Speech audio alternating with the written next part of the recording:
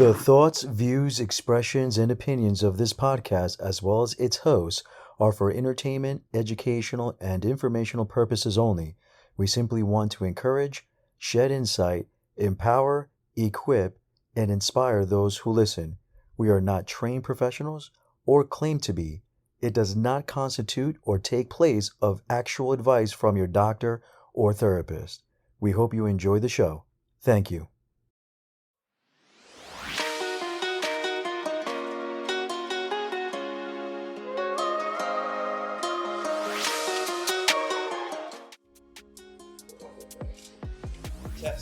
Test.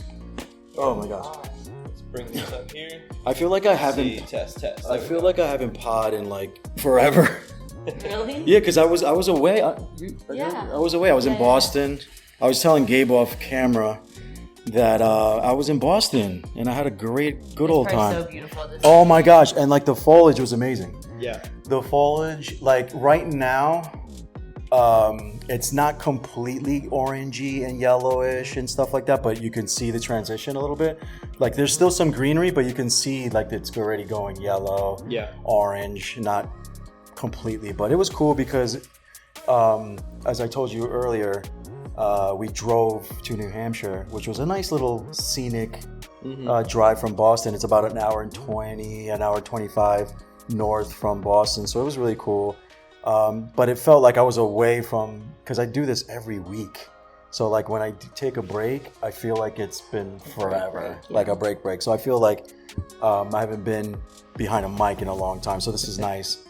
And I want to thank you guys for joining me. And Lindsey being my godsend. Because like, scared me. Yeah, I hit her up and I'm like, can you call me when you see this text? And then the reason why I even said this, because I hate texting and driving, and I was driving. And while I was driving, I got the news that my original co-host, Lisa, shouts to Lisa, she's been on the show before, she pulled her back. She pulled her back and she ended up going to the ER and she felt so bad. She's like, oh my God, Javi, I know this is last minute, but you're not going to believe this, this, that, and the other. And I don't want to sound super hyper spiritual, but the devil's a liar. And whatever you had to say, the devil didn't want you to say it. And guess what? We're going to have you next week because you're going to still tell and speak your stuff. So, but yeah, that was it. And then I was hitting up everybody and their mom that's been on the show. And Lindsey happens to pick up my phone call and here we are. And we're here with Gabe. For those that are listening in Spotify and you don't recognize that voice. So yeah, thank you for coming, man. I really appreciate that. I do need a chiropractor, bro. Yeah, so I got we're gonna get hook up. Dr. After Max.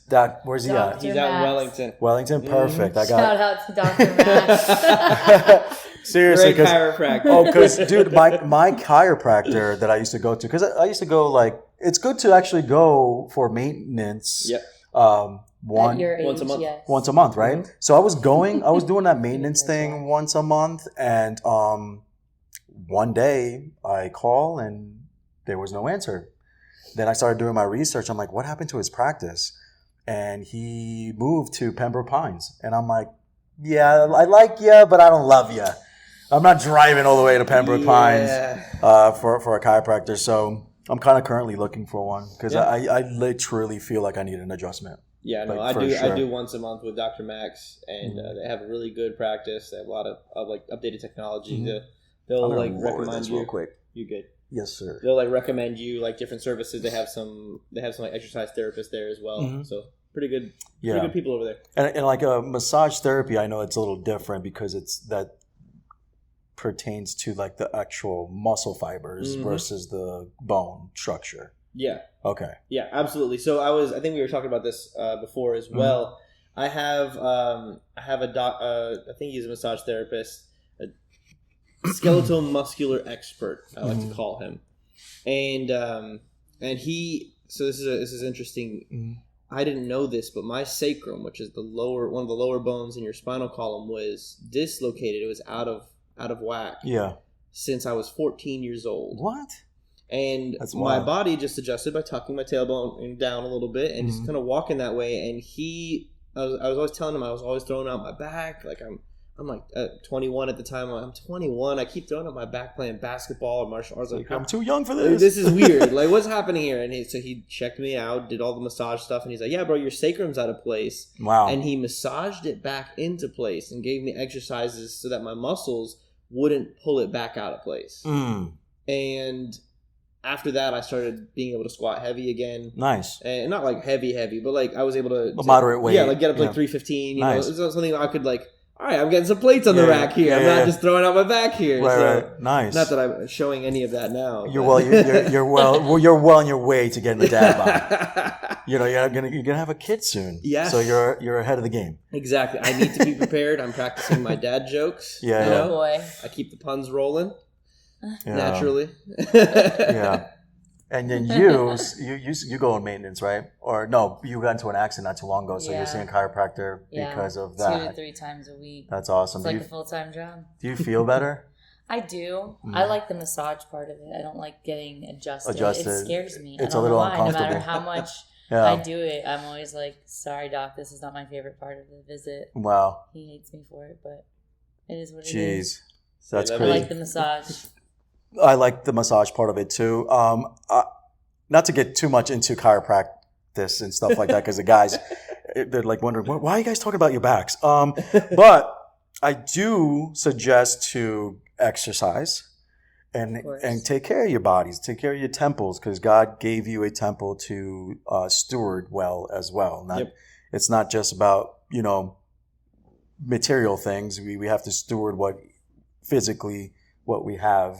And that's not to dig on people that are struggling with obesity. I think that a lot of people struggle with that, and they always default to genetics. Mm-hmm. Oh, it runs in my family. Oh, it's genetics. Oh, it's this. But I've actually seen a 630-pound person lose 100 pounds in 18 months with minimal movement, like going on hikes and eating a better nutritional, intake.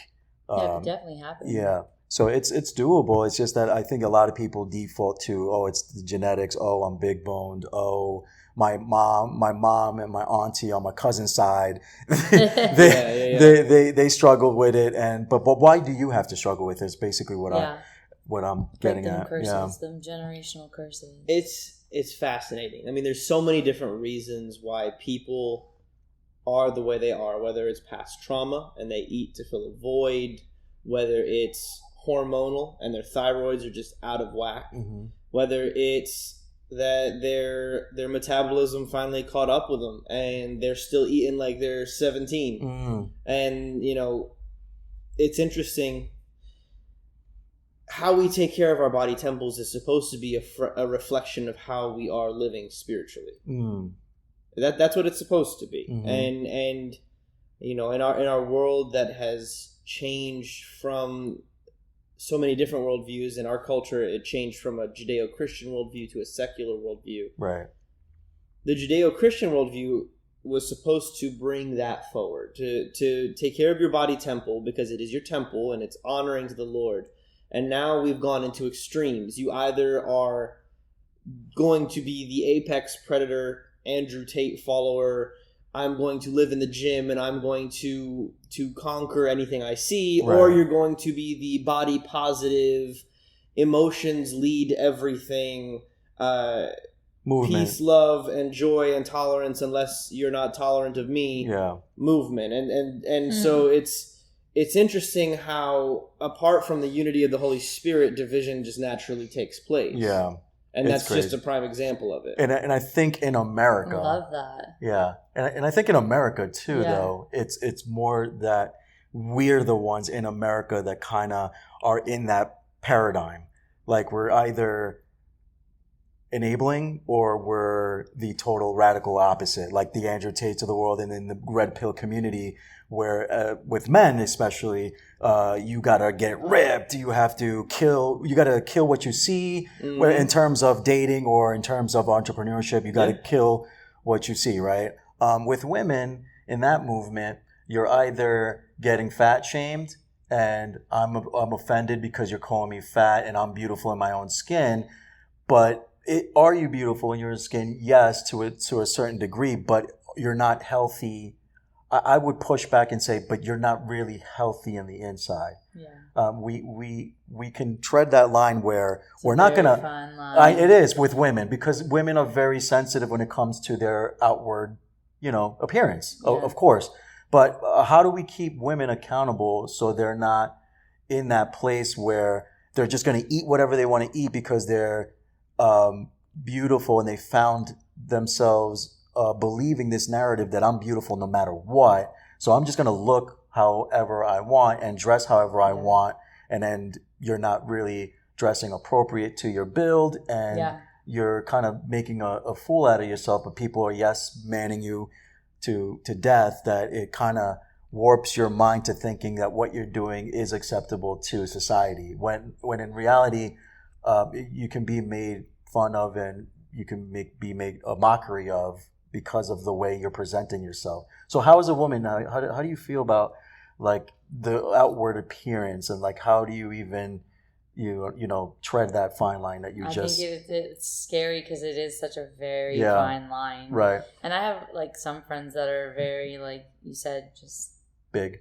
No, but very comfortable in their own skin. But I think that there's nothing wrong with that. But like you said, the healthy part of it, where like I think a lot of times too, it doesn't always catch up with us like right away. So we don't see the long-term effects of eating unhealthy. Right. I say this as I just shoved Chick-fil-A down my throat before I got here. That is the Lord's chicken. But You should have no the calories shame. did not count. But I also am the kind of person where I it's like a happy medium. Right. So I do exercise all the time, and I don't always eat healthy all the time, but I try. Yeah. And I don't know, because I don't really have that side where I'm like, I'm beautiful the way that I am, because I feel like I start to feel it. Even as a woman, like if I gain 3 pounds, I can gain weight just looking at a French fry. I'm not the kind of girl where I have a fast metabolism and I just am thin no matter what I eat. I have to work really hard to have a nice shape, and I don't always do that. So I'll gain a couple pounds, lose a couple pounds. I fluctuate all the time. Yeah, me too. Based off of my life circumstances. Like right now, I'm not allowed to go to the gym because of everything, and I can't work out the way that I'd want to because I hurt myself in the car accident. So I can feel it. Right.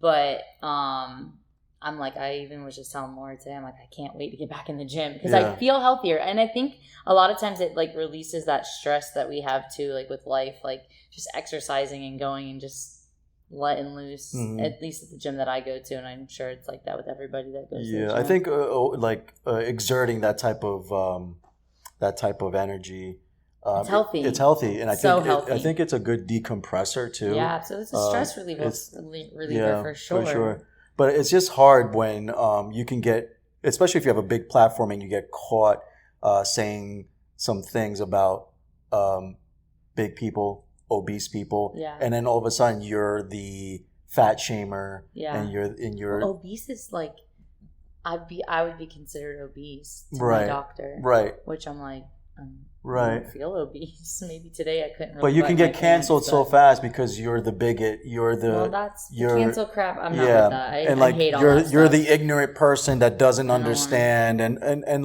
But if we really want to understand and really dig into that, I don't think it's healthy for you to not care what you're putting in your body, and not care how your body is reacting to the things that you're putting in. Yeah. If you're going to get that big and you're not caring because you have a community of people around you that tell you, oh, girl, you're beautiful no matter what. Just get comfortable in your own skin. It doesn't matter what they say.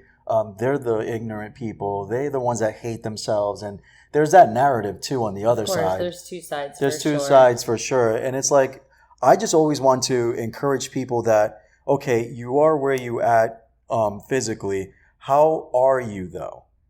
Emotionally. Mm-hmm. How are you, though? Because it can't be good. Right. Yeah. It can't. You feel it. Because if you're going up a flight of stairs and you're breathing like you just ran a marathon, that can't be healthy. Like your body has a really great and wonderful, amazing way to tell you that something is wrong and something may be off. Yeah. You know? Yeah. I think the why is always important. Because as we understand why we do things, then we can understand why other people are doing things, and we can better approach a situation. One thing, so I'm fairly eclectic in regards to who I spend time with in work and life, and growing up I had many fluffy friends, as I like to call them. Fluffy. And, I love that. There's just more to love. Shout outs to Gabriel Iglesias. Anyway, so great Netflix specials, by the way. So good, so good. So in regards to that, a lot of times bringing up those topics to them is almost an attack on them emotionally.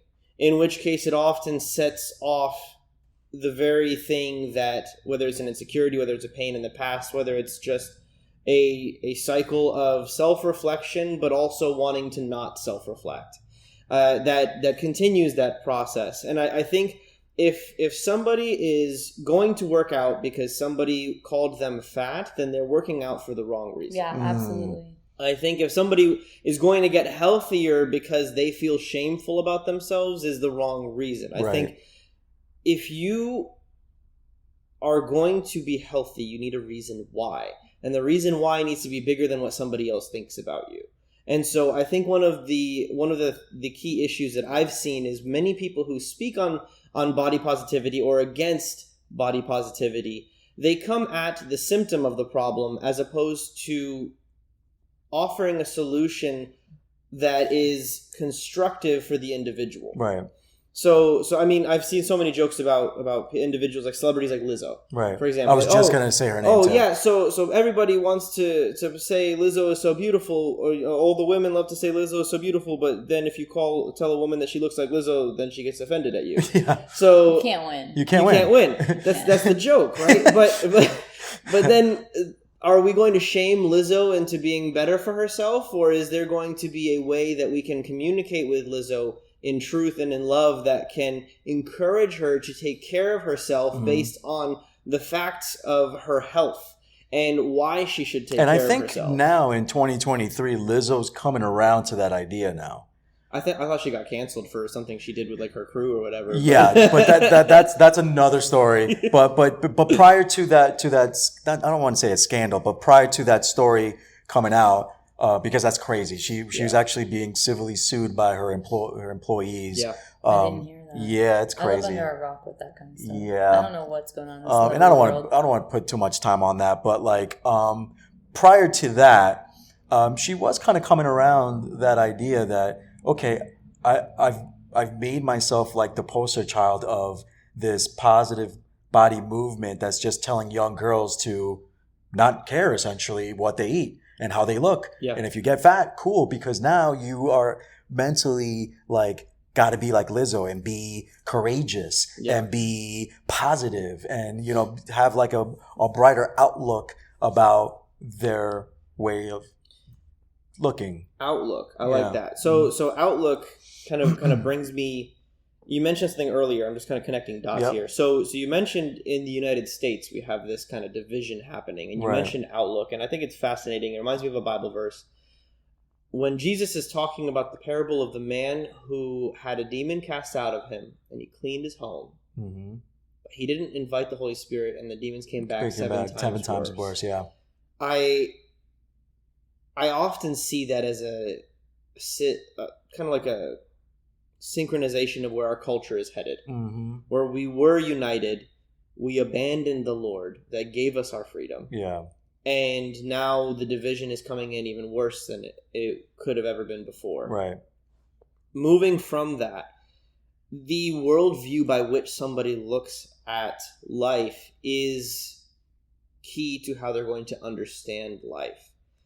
And in light of self-reflection, in light of self-improvement, in light of growing one's essence, comes from a place where life is worth living. And I think if we look at down to the absolute core, there is a division between people who are living life but they're not alive, and people who are choosing to be alive while they live life. Yeah. And if you find yourself in a place where you feel numb, where you are going through the motions, where you are looking for the next dopamine hit of pleasure, whether it's with a Carvel ice cream cake that I'm guilty of having one. We have a couple dogs. My wife got pregnant, so we had to drop off the dogs at Mom's house. I didn't have to walk the dogs anymore at 5:30 in the morning, so I celebrated with a Carvel cake. So I get it. Way to treat yourself, bro. You're right, exactly. Great reason. So I get it, wanting that dopamine hit. Right. I get it. Yeah. If you're living for that next dopamine hit, for that weekend, for that party, for that relationship, for whatever it is you think is going to lead you to misery. It's going to lead you to misery, absolutely. And it's going to lead you to a place where you want to not be judged and you want to be left alone. Right. And that's where you unravel. That's where you don't take care of yourself. That's where you lose yourself and you start gaining the weight. Sin, in lust, in anger, in judgment, in weight gain, in any number of issues. But if you believe to your core that life is worth living, and if you believe that it is worth living, then you want to live it well. Yeah. You look at what it takes to live it well, and you choose to execute on the paths that will get you there to the best of your ability. Yeah. And I think it's that fundamental nihilistic kind of postmodern worldview that has crept in through our godless culture. Right. Versus people who are coming alive to the truths of the gospel, whether they believe the gospel or not. It's Romans 2. Yeah. That's the difference of the world that we're in right now. Yeah. And so understanding that helps you to understand the pain, the numbness, the shock, the loss that somebody who isn't taking care of themselves may be experiencing. And so there's more empathy towards them. Yeah. And loving encouragement to bring them onto a journey, to give them a reason to live, to bring them to a place where you can lead them, as opposed to telling them where to go and like saying to a homeless man, go eat food, when he's starving and begging for food and then walking away. Yeah. Hey, let me give you the food. Let me teach you how to cook. Let me not just give you a fish. Let me give you a fishing rod and teach you how to fish. Right. Yeah. And so I think it's just something interesting, because I've seen a lot of online commentary on the subject, and I rarely see extended hands of encouragement towards that. Yeah, for sure. And I think the Big C Church, I think we're not doing the greatest of jobs sometimes, because I do see people who claim they're Christian not really do anything to extend a helping hand. Yep. When it comes to empowering and equipping and building up people who are in the dark, who are lost in the world and are feeling weary and weak and not knowing where to get plugged in, let alone we don't even know if they're saved or not. Yeah. And I think a lot of people's lives or souls are at stake, and we fail and miss the mark in that sense, because it's like we're so busy with our busyness that we miss the mark to lending out and extending our hands to help someone who may be struggling with addiction, or may be struggling with weight. Yeah. And I think it's so awesome that you and Laura go together and hold each other accountable in everything that you guys do, especially in the gym. Yeah. You guys go to the gym together. I think that's a great way, or a great start to kind of empowering yourselves as women to help each other out, because we do need an outlet to decompress and use something like the gym to just relieve yourself from the stresses of life. Yeah. We both look forward to going to the gym that we go to, and we've been doing it for years. So on the days that I don't feel like going, because I still love it, but there's days that I don't feel like going, especially when I look at the workout before. If there's deadlifts or a lot of running, I'm like, Laura, I'm not going. It's discouraging for you. Not going. When I see burpees, sorry. I dip. When I see burpees, I'm out.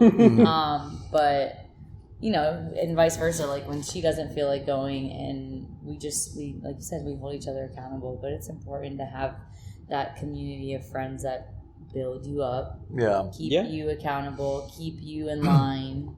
Yeah.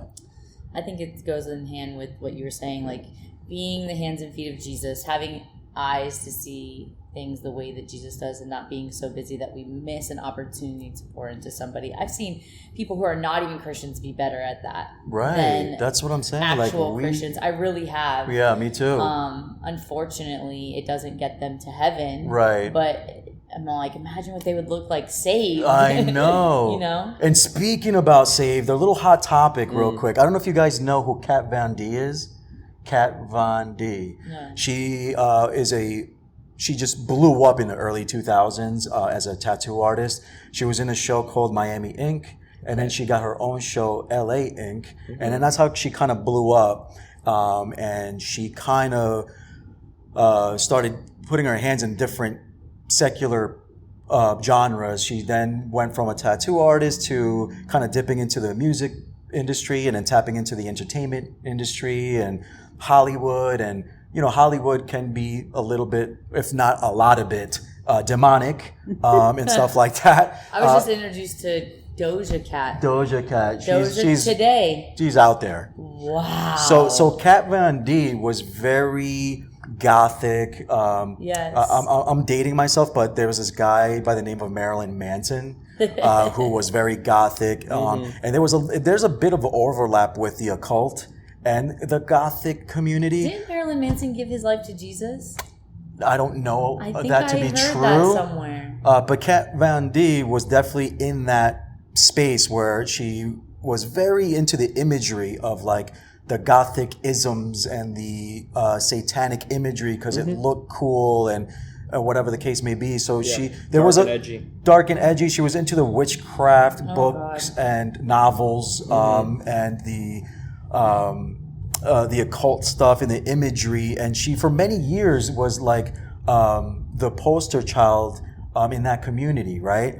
But in 2020, she started kind of shifting to a more of a wholesome spiritual, she called it a spiritual walk then because it wasn't so much Christianity then, it was spiritual. And I do believe that once you get in the door of the spirituality sense of being, I think it opens you up more to accepting the idea of like, oh, who is this Jesus guy? Because I've seen people that would say, oh, I'm not religious, I don't believe in a God, but I'm spiritual. Oh, yeah, like, you see that all the time. All the time, online. especially with this new ageism stuff and the new age belief stuff. Like I believe in sage, and I'm saging my house, and I have these crickets, and like I have all these stones and rocks, and I think that's like the idea, but not really. No. But it gets you open to entertaining the idea of a higher power being bigger than you. So with Kat Von D, she was in this walk, right, since 2020. And then she got a hold of like this church. She kind of came across this church and then she kind of dabbled into that. And then all of a sudden the Lord kind of started tugging her. And then she was becoming more like, you know, more to the idea of like, okay, maybe there's something to this. And then she kind of was like in that journey, if you will. Yeah. And just recently, fast forward to her salvation, she got baptized. And I thought this article was fascinating. What's the time here? Because I got to check the camera here. But I thought that this article was amazing. It was very well written. It's by, let me see if I can pull it up real quick. Movieguide.com. The headline was former tattoo artist Kat Von D baptized after renouncing the occult. That's beautiful. And it talks about former tattoo artists getting baptized at her local church. She Instagrammed it. She put it on her live, and it got a lot of positive feedback from her fans. And I just want to read this quote from her, and then we could kind of speak on that. She says, quote, "I've always found beauty in the macabre," which is the satanic, stuff that they subscribe to. But at this point, I just had to ask myself, what is my relationship with this content? And the truth is, I just don't want to invite any of these things into our family's lives, even if it comes disguised in beautiful covers, collecting dust on my shelves, she said. Because she used to just collect this memorabilia of the occult stuff and the witchcraft books and novels and stuff like that. And then it's the writer says she opened up her post reflecting on her baptism. I don't know if any of you have been going through changes in your lives right now. This is her quote. I don't know if any of you have been going through changes in your lives right now, but in the last few years, I've come to some pretty meaningful realizations, many of them revolving around the fact that I got a lot of things wrong in my past, unquote. Because of that realization, Von D went through her library and threw out every book on witchcraft, magic, and the macabre, and tarot cards because they, quote, don't align with her anymore. Amen. So I thought Did she mention Jesus at all? Of course, she got baptized at a church, and I don't know if the church is on the post. Hold on. I love when celebrities get saved. Yeah. I love it. Because there's such a huge platform for that. Yeah. No, it's when you're seeking is often when you find. There's a quote from a kids show, Avatar: The Last Airbender. One of the greats. Shout out to anybody who watches it or watched it. Uncle Iroh, someone who I aspire to be like. He has a quote when he's in a cave with the main character, and the character of Uncle Iroh is he's like this. He's from the bad guy nation, but he's a good guy, and his whole dynamic is that like he's the father that the prince never had but desperately needed. And so in this strange scenario where the main character meets Uncle Iroh from the bad guy nation, he isn't sure whether he can trust him or not, but one of his friends indicates that he can, and so he's like they're just kind of cautiously walking through this cave in this main scenario, and he goes he turns on his light, as we'll call it. I don't want to break down the whole show. And he's like, I heard you give really good advice. And so Uncle Iroh goes, yeah, well, what's on your mind? And he asks him a question, and his answer sticks out to me. He goes, if you search for the light, you will often find it. But if you look for darkness, that's all you will ever see. I love that. And it just reminds me of the parallel with the prodigal son, where he's looking for light, and when he starts walking back towards the Lord runs out to meet him. Only time in the Bible where the Lord runs. Mm-hmm. I have seen countless times. My own personal testimony has included where I went off on my own. I did my own thing. I had everything that I thought I wanted in life. And when I realized it wasn't enough, I made a simple cry out to whatever was out there. And the Lord hit me like a train. And in my personal experience, it happened in 2 days. I remember I was listening to a Lindsey Sterling song, and I was writing a cheesy poem, which I realize now is a prayer, about how I was crystallizing, and I wanted somebody to just shatter me. Wow. So I was going numb. And 2 days later, at a church that was, in my opinion at the time, dead in the Holy Spirit, I met this old woman who was older than me. She was an older black woman, and she just called me out in my sin and everything, but she didn't do it in any judgment. Wow. She just said, I know what you've been doing. And I can see the blessings that the Lord has for you. But if you continue down this path, those blessings are going to turn to curses. And I mean, I just, electricity up my spine. And so we talked for 5 hours. She never told me I was wrong. She just asked me, so what do you think is right in this situation? So, well, this is. Well, what do you think is wrong in this situation? Well, this is. And she goes, well, why aren't you doing what you think is right? Yeah. Why are you still doing what you think is wrong? And just led me to see my own hypocrisy before the Lord. And I gave my life to him that day. I was 18 years old. What I see so many times is in the lives of these celebrities who are looking for God apart from God. When they finally begin to lean and start turning towards seeking after him, he just shows up. And I love it. Yeah, it's great. Even with like the Justin, if we're on the topic of celebrities, even when Justin Bieber was going off the rails and he was doing all these things and racing Lamborghinis with Chris Brown and getting arrested because he was going 120 in a 55. I would have done that too. Yeah, me too. And then he's like out in these like Hollywood Hills at these parties doing blow with Tyga and all these other like hip hop artists, like.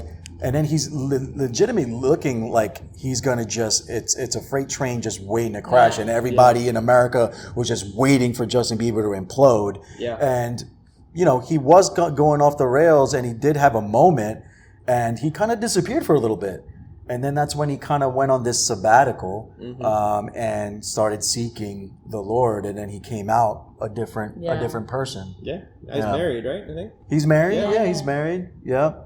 I love it because he at one of his concerts, he has worship services. Worship services. And you think about how many people that are his fans that are not saved, that are showing up for a Justin Bieber concert and leaving saved because of I just think that's huge influence. Amazing. Yeah, amazing. Yeah, and again, like even with celebrities, the masses will put them on a pedestal, right? And now all of a sudden, because he's Justin Bieber and now he is identifying as a Christian, he has to get it all right.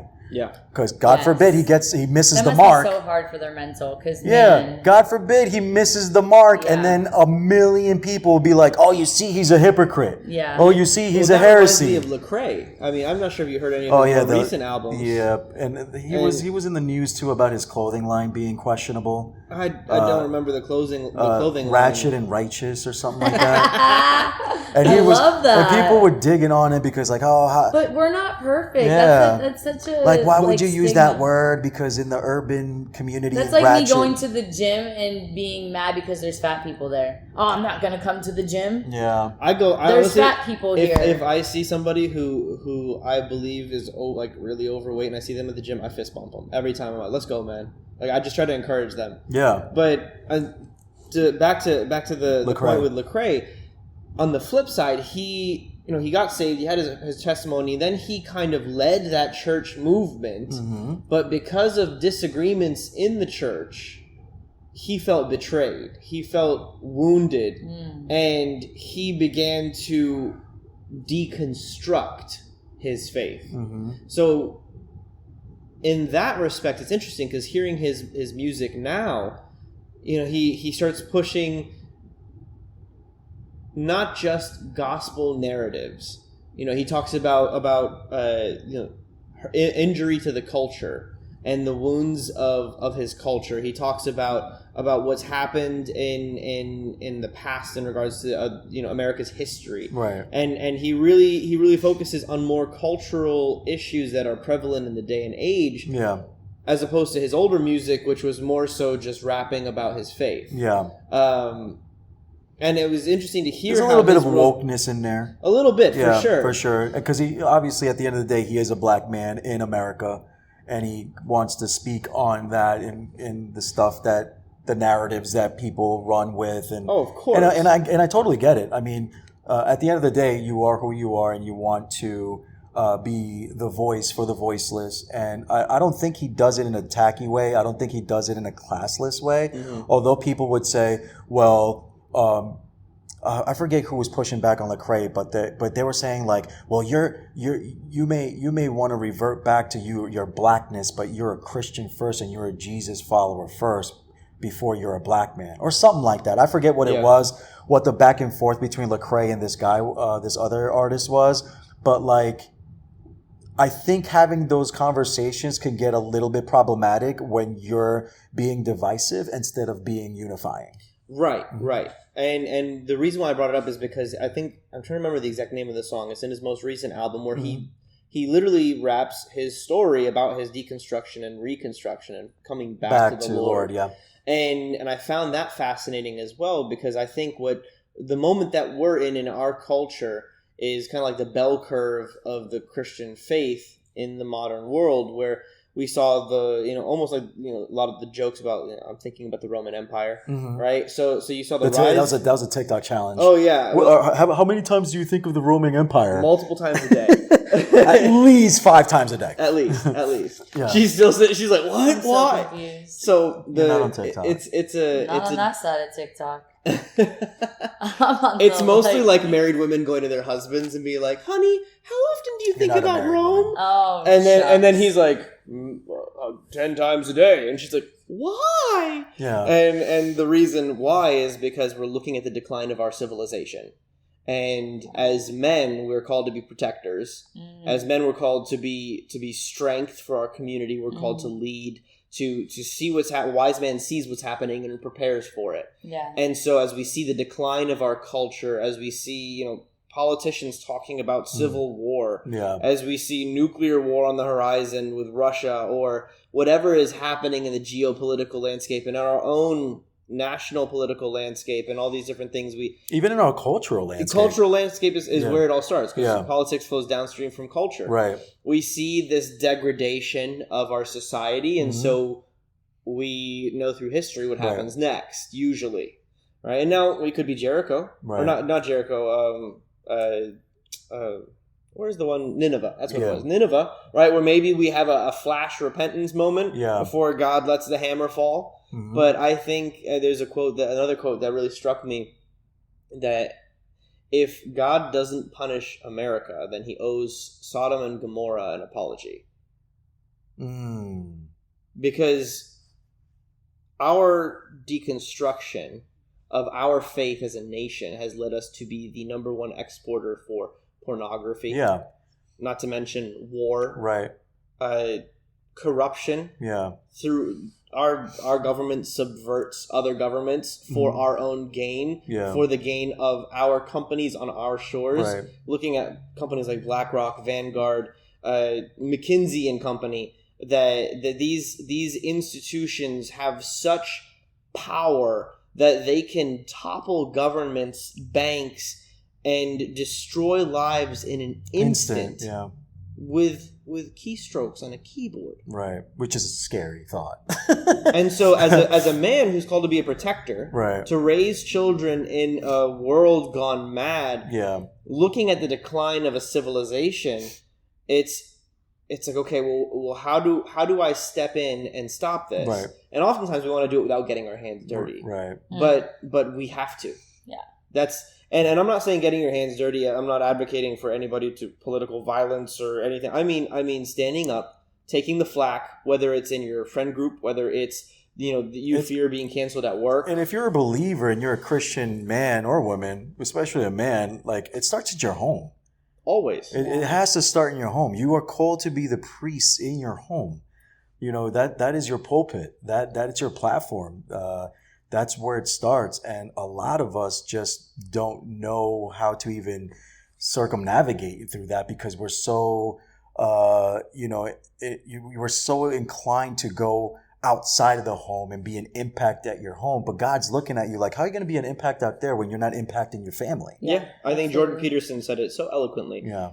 Clean your room first before you go try to clean up the world. Yeah, absolutely. Yeah. And I think going back to the decline of civilization and things like that, with the decline of civilization and where it's going, or where it seems to be going, right?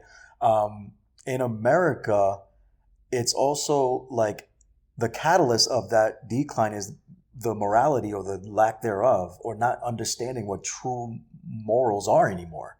Yeah. Like, the lines are blurred now with morality. You just trace that back to the sexual revolution. Right. So and some people believe that the Jesus revolution wasn't even a real movement, which is crazy. The Jesus revolution, I think, spared America from going through the same situation back in the 70s. Because history rhymes. It doesn't necessarily repeat itself, but it rhymes. Right. If you look back at our culture began to shatter when the sexual revolution took root. Because any culture, historically speaking, that begins to lose its sexual morality faces an imminent decline and destruction throughout history. Right. And the sexual revolution that started with the reduction of the institution of marriage by the compromising of the men of the home first through Playboy and through pornography and the hustlers of the world. Yeah, the hustlers of the think back then, the hustlers of the world weren't really hustlers. There was the institution of pornography was limited in scope to such a degree that you had to explicitly go out and purchase it. Viewing rights to this subject matter, and or purchase prostitution of whatever kind illegally. Yeah, and the culture frowned upon it so heavily that it was taboo. Mm-hmm. Now, then you have these scientists who, many of which base their evidence off of pedophilic experiments in Nazi Germany. These people came over then from scientists surviving from these institutions that we took as Americans to try to hold our own in the Cold War.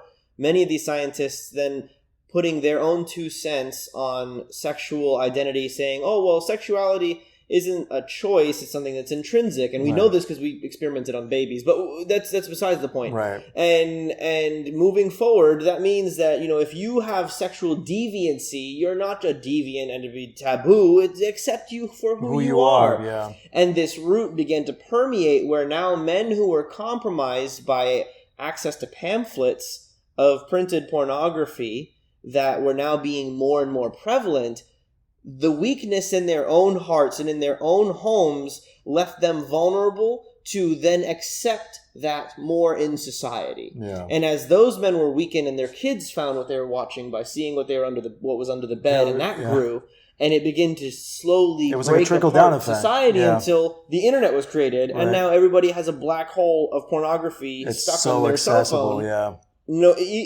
I have Covenant Eyes on my phone. I have my app store locked. I have my browser put into child mode. I have several regular websites blocked simply because of how easy it is to access pornography.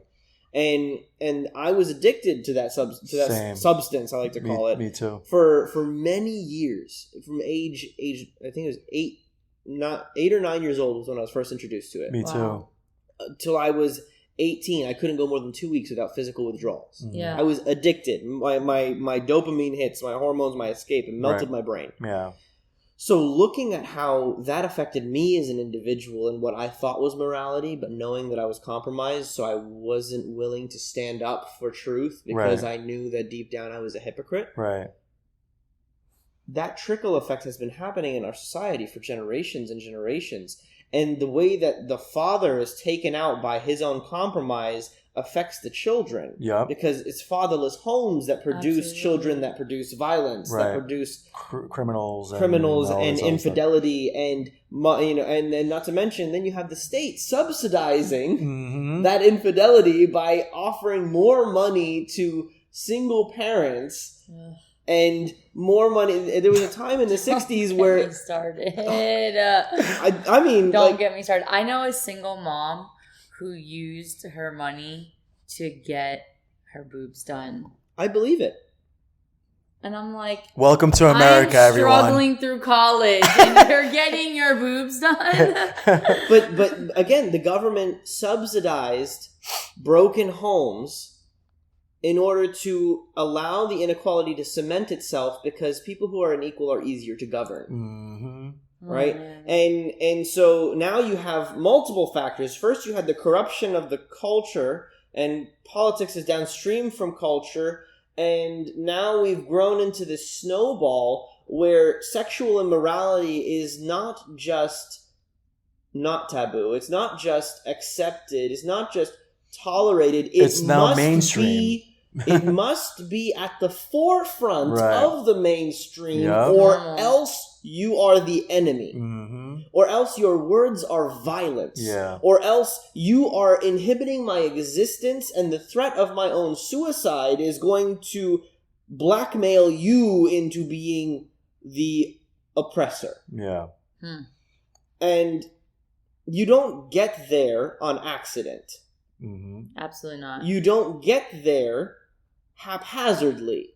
Doesn't happen overnight. It doesn't happen overnight. It started with compromising in the man of the home. And the way it's going to change is by uncompromising in the man of the home. I'm going to get on a soapbox real quick. In the book of Numbers, a lot of Christians shy away from the Old Testament because there's killings and there's rapes and there's murders and there's prostitution and all the hard stuff. Yeah. And a lot of the atheists who want to give a gotcha will get a new believer or an unread believer with, your Bible says this in Judges chapter 3. Yeah. Do you think that's a thing? Yeah. And they completely ignore the historical cultural context that the Lord looked at a sinful people and still had mercy on them. Right. And so one of the instances in this case that fires me up, and this does not come from a place of judgment on anybody. Again, I struggled with this. I know the struggle very well. It took me 3 years to come clean, and there are still times due to the mental pathways in my own brain and the traumas that it caused.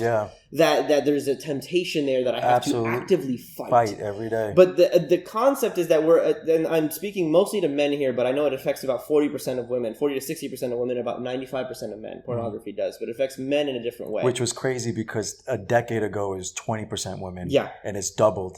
Well, I think because of the OF movement, the conditioning, OF, but mostly the conditioning of social media. And that's the thing I can touch on in another minute. But the fight. So men are called to fight, right? And strong men know when to fight. Weak men don't, and that's why weak men are more dangerous. Yes.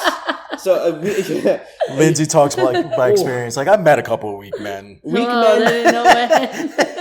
men are more dangerous than strong men, in my opinion. Oh God! Are they ever? Seriously, right?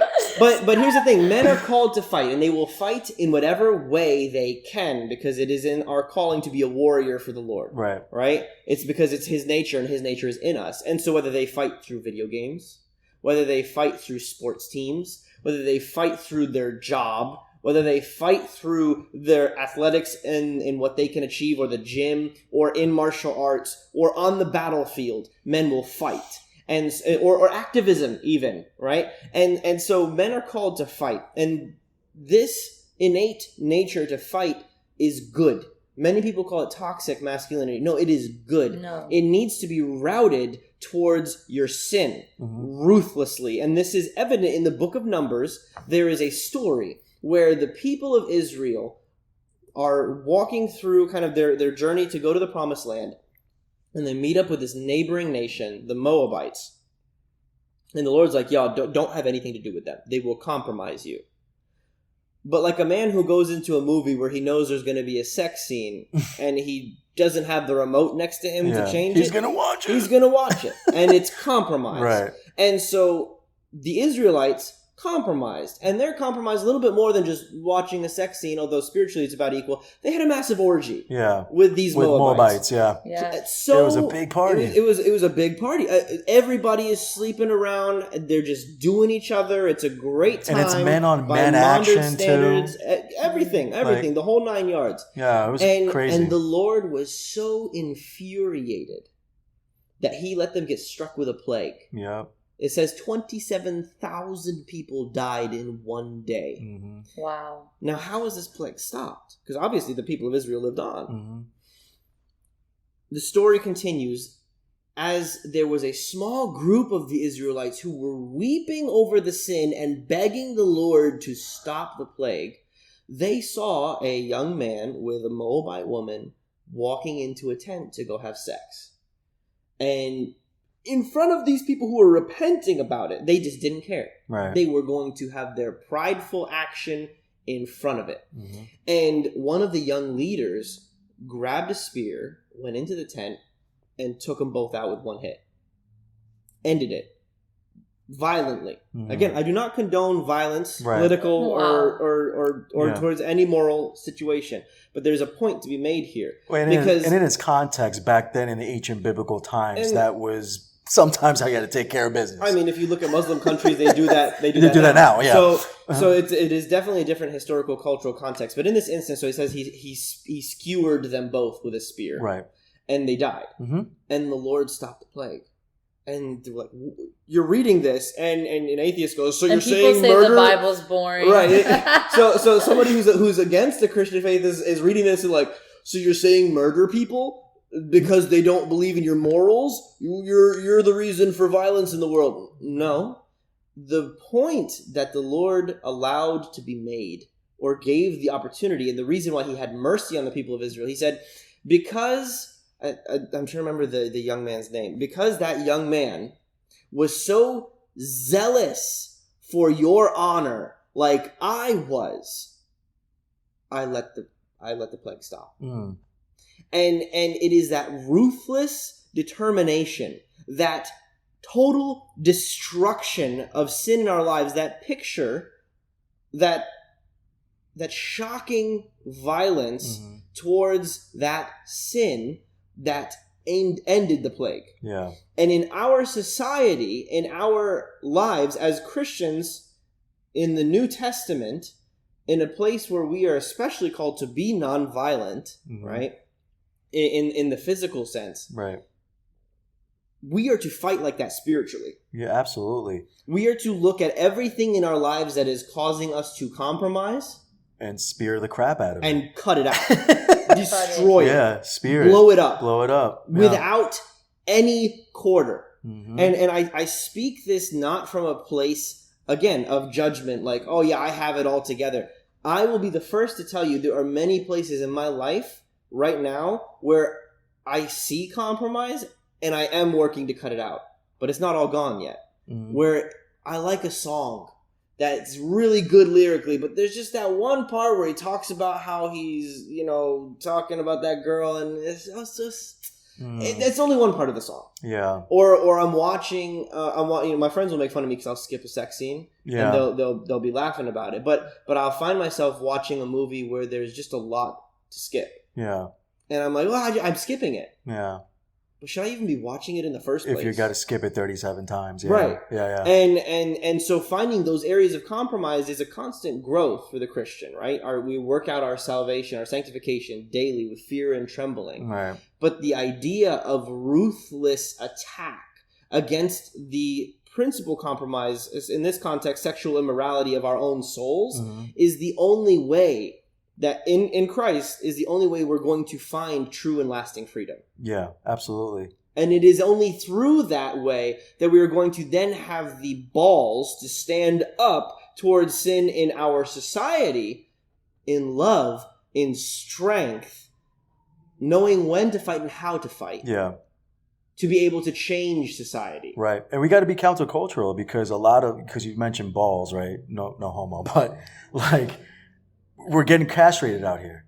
Like real. We already are. Yeah. And so like we have to kind of step up and have these conversations in rooms, right? And not just have these conversations, but also like do something about it. You know what I'm saying? What are we doing that's countercultural, that's going to raise a generation of men who love the Lord and it's going to stand in front of this. It honestly starts with in the home.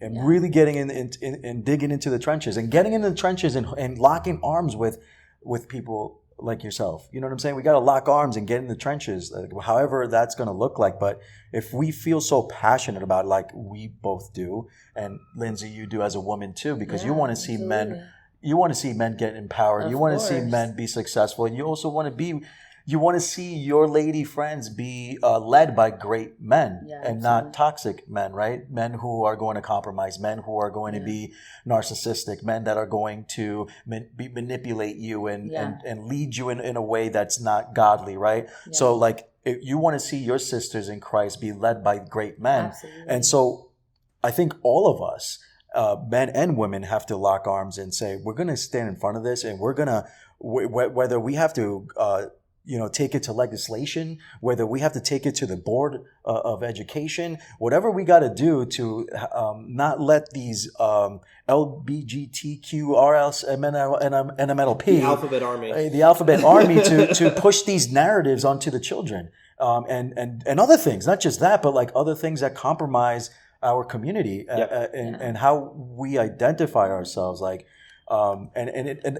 It sounds like a mouthful. It sounds like a lot of work, but man, we got to start somewhere. It is. And it's not waiting for the next generation. We are the generation. We are the now generation. We have to speak up. We have to rise up to the occasion, because if it's not you, then who? And if it's not now, then when? You know what I'm saying? So Lord of the Rings. Yes. Somebody's doing a burnout. That sounded cool. I might have to edit that out. But. Yeah, right? So Lord of the Rings. Frodo, realizing the gravity of the world he's living in, tells Gandalf, I wish I were not born in such a time. I wish it were not so that I had to deal with all of this. I'm paraphrasing, don't read the actual quote. And Gandalf says, so do all who live in such times. But it is not up to us to choose what time we live in. It is simply our choice to decide what to do with the time that we are given. Yeah.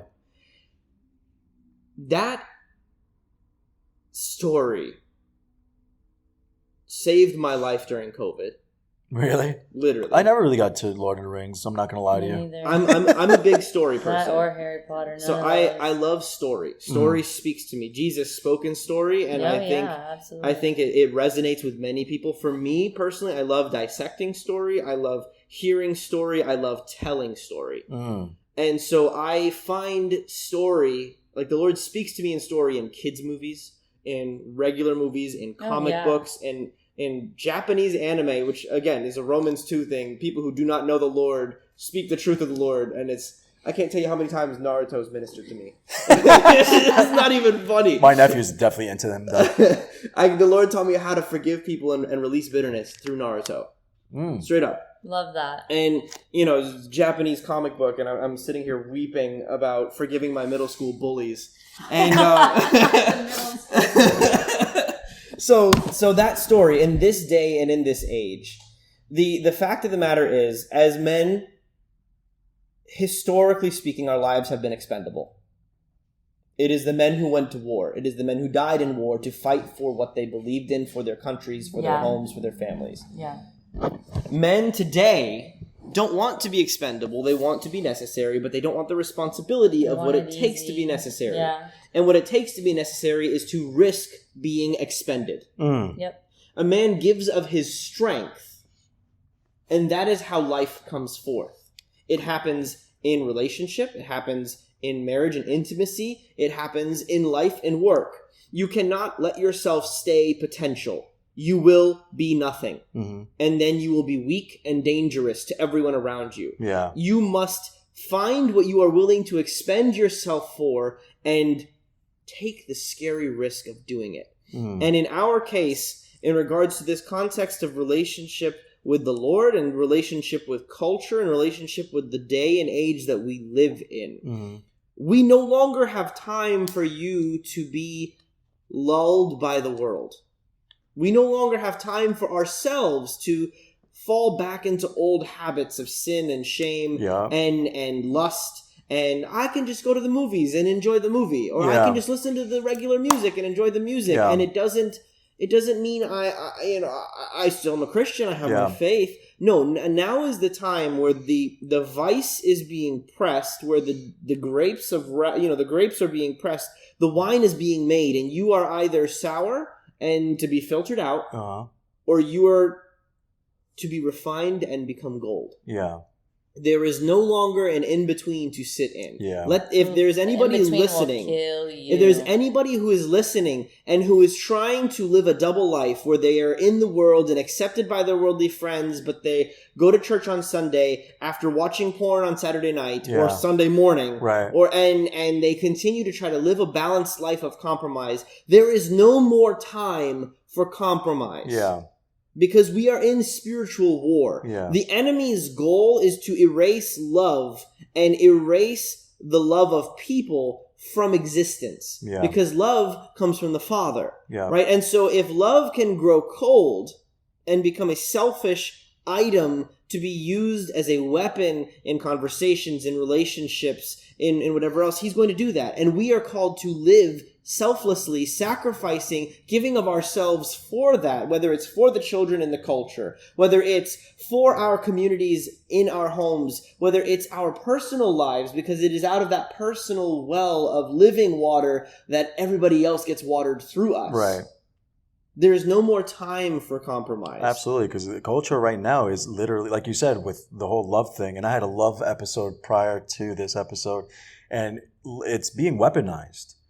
Like, they're literally weaponizing love. Like, it's insane. It is truly, truly scary times. But it's also good times, too, because, like, these are the times where we're living in the times of, like, the persecuted church, where the persecuted church, the byproduct of that is revival. Yeah. You know what I'm saying? And like, I think that we're right in the cusp of just seeing revival in all corners of our nation. I feel like we're starting in colleges and everything. Have you seen that? Yeah, I think with the schools and colleges is just starting in America. Yeah, I mean, I'm sure you've been overseas. You go to China, you see what active governmental persecution is. We're starting to see that in some cases legislatively, where parents who are concerned are being put on terrorist watch lists, right? And where you standing up for your faith puts you into lawsuit territory because you don't want to bake a cake or whatever the case is. But I think that's a good thing. Honestly, I think we need more of it because it forces you to make a decision. Yeah, you cannot sit passively and say, yeah, I'm a Christian. I believe in these values. Because there's so many Christians right now that are sitting on their hands. You to make a decision. Because a lot of people sit in the undecisiveness because it's comfortable. And we're scared to make a decision. Right. Because the decision requires growth. Because we've grown up in homes where the father is passive, where the mother can then make the decision, and the kids just go with the flow. Yeah. And they're babied and coddled through college. Yeah. And then babied and coddled past college. Yeah. And now even in the real world, they're coddled in business. Yeah. And I've seen that firsthand. And then it's like almost like misery loves company. So now you are going to surround yourself with those like-minded people. And now because you don't ever have to grow. Right. And now now that you're in this circle of friends in college and even after college when you get your degree, and now you're looking for a job, and now you're in the workforce, and now you're trying to, put your degree to practice here because you went to college and you got this degree, and now you have debt. And you're doing these things that an adult should do, but you've been coddled for so long. Yeah. And you've been enabled for so long. How are you going to survive? Yeah, how do you survive? How do you survive? You have no tools. You have no tools, but your dummy friends that are goofies that are going to tell you, oh, you'll be all right, bro. Keep doing you, man. And let's just go to the gym and hash it out. Tan laundry. Like, you know what I'm saying? So it's like we're in this place where it's also, we have to be careful as young adults and as young professionals, as young entrepreneurs, as young people in the workforce, in the education system, like you are. Like, who we surround ourselves with is so key. Oh my gosh. It's so key. I tell that to my students all the time. Yeah. Show me your friends and I'll show you your future, because let me tell you, you can surround yourself with people that are like-minded in a bad way. Right. Where you don't ever have to change anything and you guys are all just sitting in your crap is what I call it. And I think one of the worst things is when you're doing that out of fear of being betrayed, out of past I think hurts. that's the main thing right there. And this is a great segue to talk about the next topic, which is but the stewarding fear is friendship. what will keep you complacent. Right. It'll keep you in situations that you do not belong in. Before I lose my train of thought, it just struck me, because we're now on this topic of friendship and how we're going to steward friendships and the circle of friends that we should have and stuff like that. My mentor long ago told me, you should befriend people that don't think like you, that are better than you, and that don't look like you. Yeah. Because that'll sharpen you, that'll equip you, and that'll empower you. Yep. And boy, was he right, man. Because why would we want to be the smartest person in the room? It's like... Or the best one on the team. And the best one on the team. How are you going to grow? Yeah. How are you going to get better? We talked about, I forget who I was having this conversation with, but like guys who like sports, we always try to correlate life with sports, right? Yeah. Because sports is such a like a life lesson type of a deal, because you have to have camaraderie, you have to have unity, you have to move in one accord, especially in football, right? It's like, story. There you go. It is story. Like you have to have a great line to protect the quarterback, for the quarterback to have time to throw the ball to the receiver, for the receiver to have time to run his route and score the touchdown. Yeah.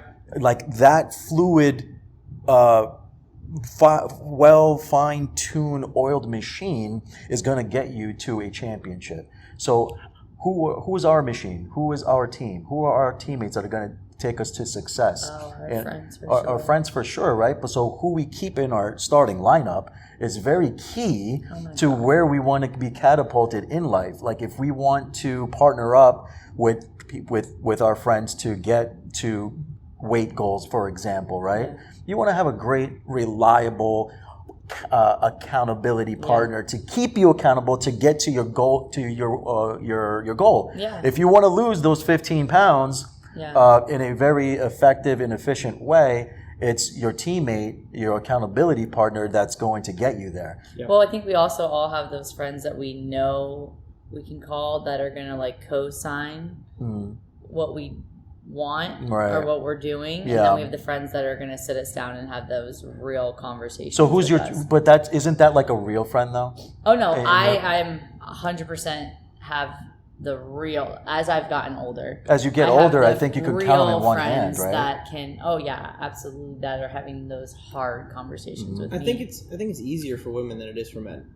Absolutely, we got a lot more to say. Well, here's what I mean. I think that a lot of men may have friends in the word friends, but they don't have friends that they would count as like those deep friends in the heart.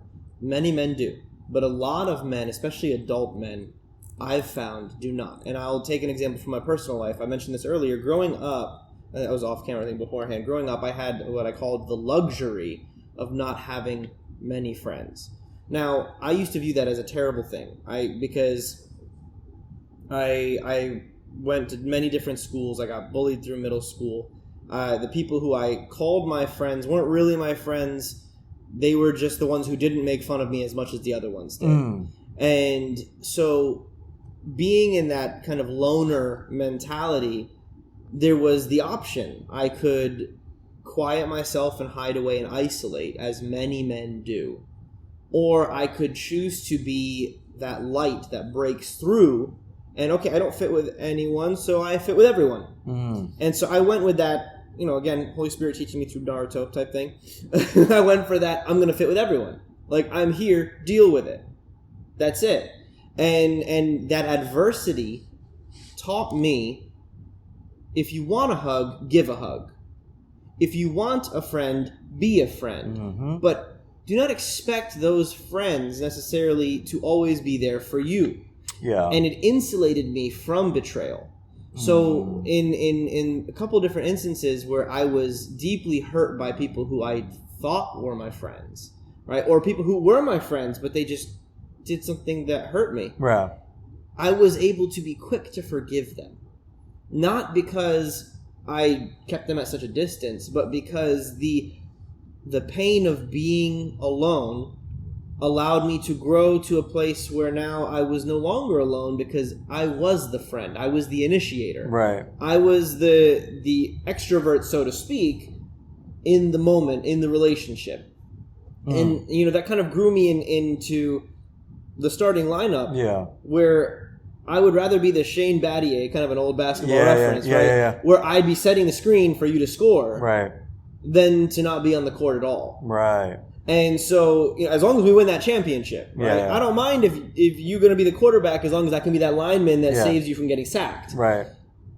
At the same time, there's also that innate leadership that the Lord bestowed on me through difficulty, through tough times, through my father having several strokes, one when I was really young, and not having that father figure where I had to kind of step up through being isolated in my community where I was a Middle Eastern kid growing up post 9/11 in America. Right. You know, and so understanding the dynamics of what that racism looked like, what those individuals who were targeting me looked like, and the decisions I could have made towards bitterness or towards being a bigger person. Right. And I think that's key. If you have anybody in your audience who may have many people they can be friends with, but they don't have those deep, meaningful relationships. Yeah. Or they don't feel that they have those deep, meaningful relationships. Yeah. And that's why I mentioned this is more towards men in this respect, because it's more common with men. Right. Because women, you guys are so good communicators. I would say so. Yeah. I'd say on average, you're definitely better. women are much better communicators. Like there's there's some isolated women. For Yeah. sure. I know many of them. Those women are mostly jaded because of situations. And this applies to them too. For the most part, you guys are emotional creatures. Yeah, and you like to we share. are. And Even you like the to share emotionless emotions. ones are emotional. Yeah. I sense like a strong encouragement towards the jaded women, the jaded men, the men who maybe they aren't jaded, they just don't know how to make friends well. Yeah. The scripture says to give a gift without expecting anything in return. Yeah, because I think the faster you get to that place where friendships are not really reciprocal, like Friendships are hard work. yeah. They're work. Because I feel like it's so easy to get offended. It's so easy to get hurt. Right. It's so easy. Like, I think that a lot of times, for example, like, you don't even do anything out of malice, but sometimes you just might be going through a different season in your life that you can't be 100% who you usually would be for a friend. Right. And then that friend might get offended that you didn't do what you would usually do. Yeah. And really, I'm not doing it on purpose. I'm just doing it because I'm not in a good place, or vice versa. And I think that friendships are hard work. Yeah. They really are. Yeah. And you have to be intentional, just like with anything else Exactly. in life. Like, if you're not intentional, then you're not a good friend. Yeah. I think. Okay. Yeah, I was just gonna touch on like the reciprocity of it all. Mm-hmm. Like when I came into the terms that a healthy friendship doesn't necessarily have to mean that it's always reciprocal. Yeah. Like sometimes my default, to my own detriment, and I'll set myself up for failure, was I would expect my friend to do what I would do for them. Absolutely. Because I thought it was reciprocal. Like, yo, I get your back, you got mine. Whenever I need this, you know, I would expect that from you. And in that expectancy, I learned that lesson the hard way. so did I. Yeah. So did I, because I got hurt. Yeah. And then I felt betrayed. But then I also realized, like, I can't expect them to respond to a situation the same way I would, because they're not me. Exactly. But we do have that expectancy. Yeah, and then when we set unrealistic expectations on a friendship that you're building with said person, right? You know, the things are going to get rocky because life be lifing, sure. You know, and so when you get to these dilemmas and crises and you're reaching out and phoning a friend, and that friend doesn't pull through the way you expected them to follow through, you get hurt, you get offended, and it's like, oh, I thought you was my boy, and I thought you did and then that pushback is created, and then now it puts you in a place where you're putting up walls, and then when your friend comes around and wants to reach out genuinely, you don't want it anymore. I heard somebody tell me one time that expectations are premeditated resentments, because you set this expectation and then they don't meet it, and then you resent them for not meeting the expectation that you had that they didn't even know. Right. Yeah. You know what I mean? And it just creates these resentments. And isn't that just like the devil? It's for stuff like that to happen, because then it causes division. Yeah. And then we're isolated and alone in our own feelings and our thoughts, and that's such a scary place to be. Well, that's how every predator who ever hunts knows, especially if they're hunting herds of animals. Alone. You get them alone. Isolate the weak ones. Yep. Get them alone, pick them off. Yep. That's it. Yeah. That's in warfare, in the animal kingdom, that's just how it works. And so being the initiator, saying, hey man, I don't know what to do, so come do life with me. I've got laundry. You want to come watch YouTube while I do laundry? Yeah. You know, like, just, I got to go do groceries. You want to come to me with Publix real quick? Yeah. And build, choosing to, as you think about it, just initiate that relationship. Yeah. Even if you've been jaded by the person, or per sins, but as you've given it to the Lord, you know that this is not a relationship that is going to be toxic towards you. So I think that's another thing. We lose the boundary oftentimes where we were in a relationship that was toxic or a friendship that was negative to us.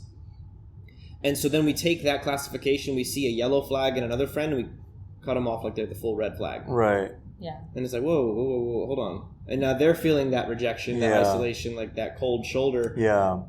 And now we're unintentionally spreading the ice across the entire community. Because we're not properly navigating through the dialogue that we can have with people. Precisely. And I think we said this off camera about getting comfortable with having uncomfortable conversations. Yeah. Right? And then I think also that like we think that nobody's supposed to hurt us. And that's not really we're human. Yeah. Oh my gosh, especially in the church. We do it unintentionally 90% of the time. Right. I can't even tell you how many times I say things or do things that hurt people, and it was never my intention to hurt somebody. Yeah. So it's to go into a friendship or to go into a relationship or a marriage expecting you not to hurt me is not realistic, because you're gonna hurt me because you're human. Yeah.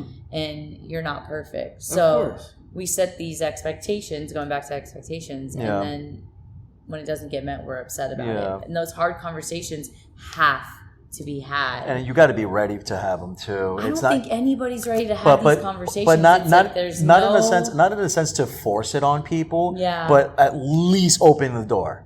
Like you mentioned, or like if you can't do it now, hey, I can do it. Yeah. Give me a day. Yeah. I need to process it. And but let's have that conversation, because I'm not learning or growing if we don't. Exactly. And without name dropping, but we off camera, you had mentioned that you were hurt by a certain individual who's actually a mutual friend of ours. Yes. So how do you reconcile that when you know that the hurt's there and your hurt is valid and it's real because you feel it? Mm-hmm. You know, it's absolutely right. Yeah. But at the same time, when is it I don't think it's always an appropriate time, because it never is. But when is it like when you feel would be the right time to kind of have that uncomfortable conversation with said person? Yeah, I think that like for me, in the beginning, I was just like really busy, and then I was like, oh wait, I have not spoken to this person in so long, and then I'm like, okay, but the phone works both ways, so I could technically call too. But then it just becomes this thing where I'm like, they're not being the person that I need them to be. And maybe I wasn't being the person that they needed me to be. Right. Whatever the situation, I know that you're my friend and we haven't spoken in months. So there's something there. Right. And so I know that other person doesn't like having those hard conversations. But I don't mind having hard conversations. Hard conversations, I thrive on them. I love them. I have to have them every single day with my students. But then, but even knowing that, how do you reconcile that by saying, okay, you know what? It's on me, so I have to be the bigger person. I don't ever mind being the bigger person. Oh, okay. Because I've lost my pride a long time ago. Okay. No, I get it every now and then it comes back. I just have nothing to lose in my life these days. Like Lindsay's keeping it real. I love it. It is. Yes. Like what are you gonna do? Hate me for trying to just express to you how I feel? Right. And essentially being the bigger person. And then that person may not even know that they did it.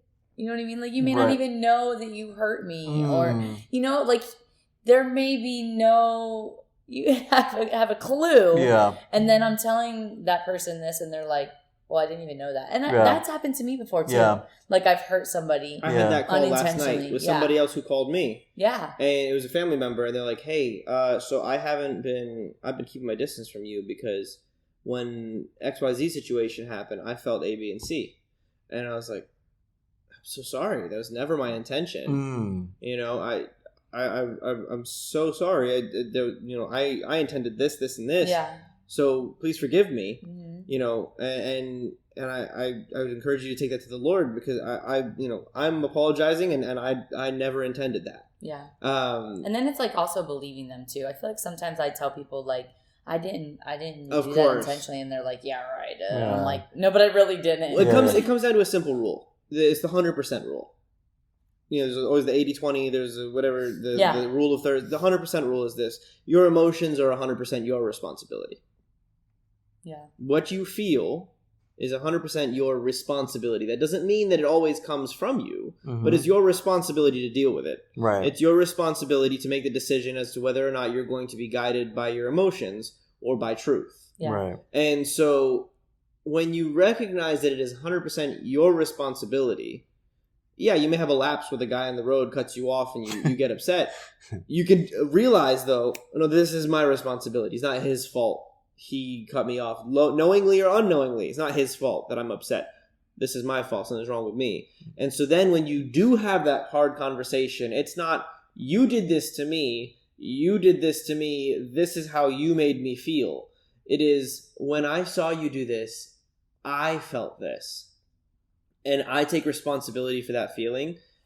I have given this to the Lord, but I wanted to share with you so that perhaps we could avoid a similar situation in the future. Right. And that's such a healthy approach too when you put it on yourself, because then I feel like I was just going to say that, because it takes the burden right off. Statements. Yeah. Yeah, for sure. When you're leading, it's we. When you're taking responsibility, it's I. Right. That's always how it has to go. Because if you make it I, take notes, guys. I and we. I and we. That's it. Yeah. So in that respect, that responsibility, that 100% rule, has to take precedent in the life of the believer. That it is, it's like what Paul said, whenever there's sin, I am, my flesh, it is me. Right. But anything that's good comes from the Lord. Right. And so it's the same thing in our relationships. It is your responsibility to reach out. The phone works both ways. Yeah. It is your responsibility to be the bigger person. Peter asked, how many times do I have to forgive this guy? Yeah. 7 times? No, 70 times 7, yeah, which when you run out the math is every second. Yeah. Right? Yeah. So the fact remains that our culture has taken a passive approach. Our Christianity started before our culture taking a passive approach. And it is our responsibility to dirty our hands and to stop being passive in our relationships where we have been betrayed. I can't get with passive people. I'm speaking as somebody who was passive. My sinful default, my flesh, is passive. Now that doesn't mean... so hard for me. Well, hear me out. So that doesn't mean that when I'm in a group of people, I'm passive in the sense of like conversation, I just let it flow. No, I would often take the lead of a conversation. But when it came to difficult things, I wanted to avoid the responsibility. That makes sense. But I feel like that's a lot of... I don't mean to throw men out there. I think a lot of women are like that too. Yeah. I think it's also like the way that we are raised. And like you said, like fatherless homes, whatever. But even in people who have grown up in homes where the families, their mom and dad are still together, we create this... like idea in our heads of the way things are supposed to be, and avoiding things is so much easier. But nobody's willing to put in the work. Right. Like there's work that needs to be done. Absolutely. As an adult when you're still dealing with things that happened to you as a kid. And I just feel like people would rather just not have that conversation, not go there. And I don't want to deal with that right now. Well, we might have to deal with that right now, so that if we can deal with it now, we won't have to deal with it later. Because sometimes culture also like subscribes to that lie, and the lie is time will heal all wounds. No. And they just want to sit back and allow time to take its course. No. It just makes scars, right? And I remember having a conversation early on when I first started kind of like entertaining the idea of like, hey, I need therapy. My mental health does matter. Yeah. And I started seeing my therapist, and when I heard my therapist say that, he's like, hey, don't believe that lie. And I'm like, huh? He's like, yeah, like, because I was in you're told something your whole life. Yeah, you know what I'm saying? You don't know that it's wrong. And I was in a season. I was in a season when I was seeing my therapist. I was healing from a lot of trauma and a lot of betrayal, and I was going through a breakup at the time. And he was like, don't believe the lie, that Hollywood sells you. Yeah. Like, let all time will heal all wounds. And I was like, huh? He's like, yeah, that's the wrong equation. That's the wrong formula. It's actually a math formula, and they're not adding a key component to that formula. And I'm like, then what is it? He's like, it's time plus the work. Yes, Right. time will heal the wounds, but you have to add the work in order for it not to create scars that would create a hindrance in your growth. Yeah. Because if you only allow time to take its course and allow time to, be time, then all you're doing is creating a scar that has a traumatic. It's arrested development. Correct. Right. And so a lot of us sit here today, and the ones that are listening right now are saying to yourselves that, oh, you allowed all this time to heal you. You're halfway there. Yeah. You got the math equation half right. And you want to get it fully right by, I always advocate with therapy because it's worked for me and it's worked for others that I know.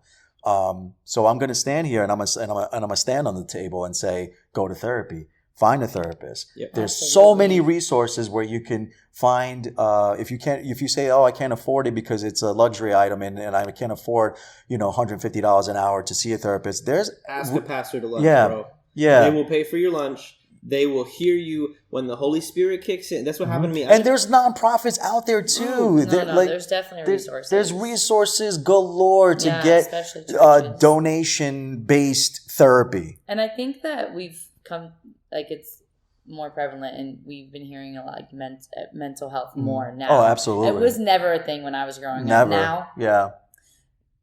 Everybody, most jobs now are giving a mental health day, which I think I need soon.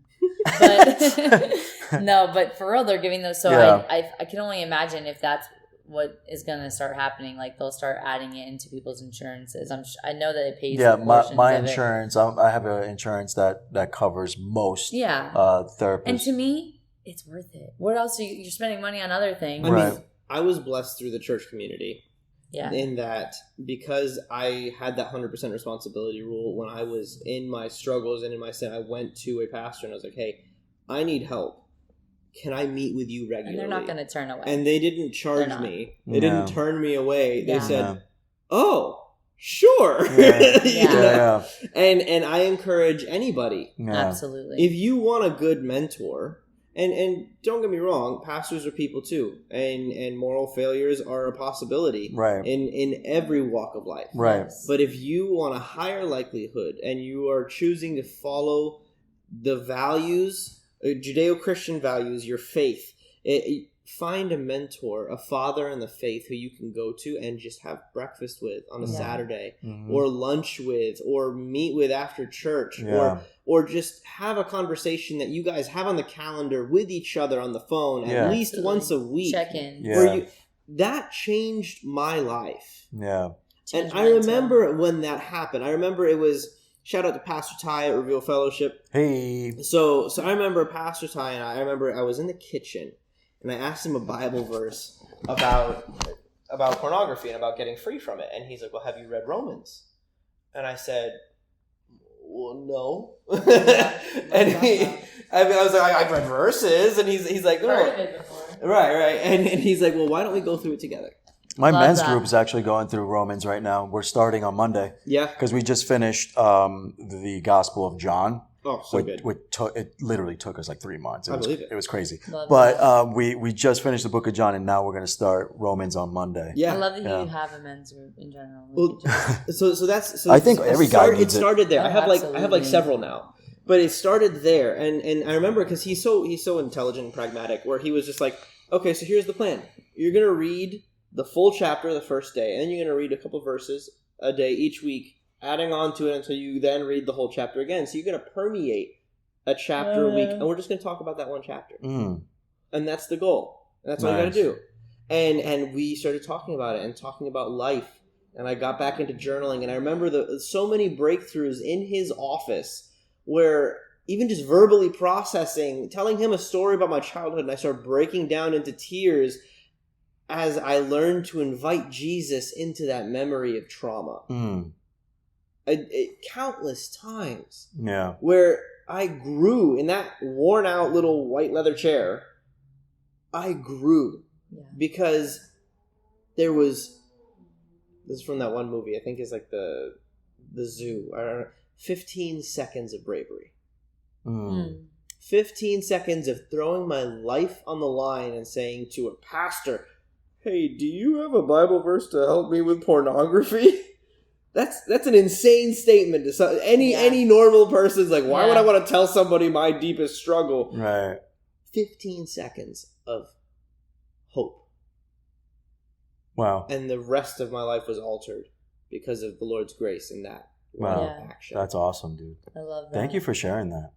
And there's just so many people that struggle with pornography. I was one of them. I got introduced to pornography at an age that I had no business, seeing that kind of stuff. That it just radically changed me and just put me in a path where I lost my virginity at an early age. I was living a promiscuous life at an early age. My college experience was debaucherous and things like that. And it did something to me, right? It started making me numb to not just the woman's feelings, but to even my own. So it puts you in a really bad place because it empties you out where you're trying to be fulfilled with something. And the only thing that can fulfill that is Jesus. Yeah.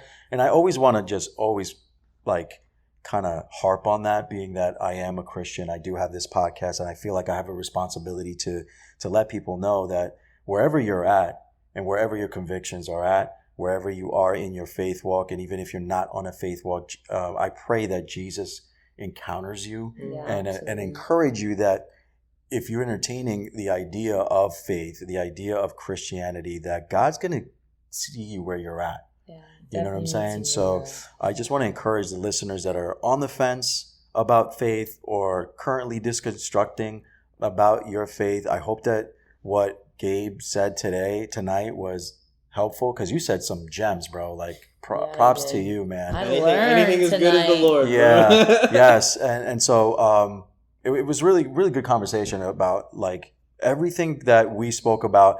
I believe that the listener or the viewer could walk away and say, you know what? It is my responsibility to do X, Y, Z. You know what? I'm not my past. Yeah. You know, I'm not going to find identity in my porn addiction. I'm not going to find identity in X, Y, Z, because the identity that you can find that it's secure and that can hold you is Jesus. Yeah. Because you weren't created for this world to hold you. This world will never hold you. It can't hold you. Yeah. It'll just suck you up and spit you out. Mm-hmm. It's literally, because that's my testimony. I was in the bar district life as a bartender, as a club promoter.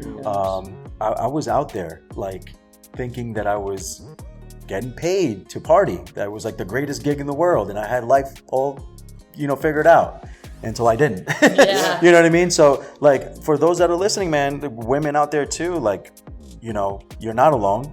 I think that you can have conversations with people. You can reach out to people, and you can reach out to me, man. Like I'm pretty open with my DMs, and I do get DMs, and shouts to all you guys that DM me to kind of like ask, and when they ask about anything, I try to encourage those who need encouragement.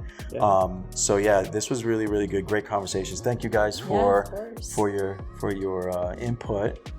This was one of the funner ones. I felt like it was really good conversation. So he has us both up past our bedtime. That's true. I'm normally out cold. Same. Yeah, unless I'm being a bad boy. I'm playing Smash Bros. Yeah, this is gonna be a late night for me too, because now I'm gonna go home and edit all this stuff and put it out there for the world to hear.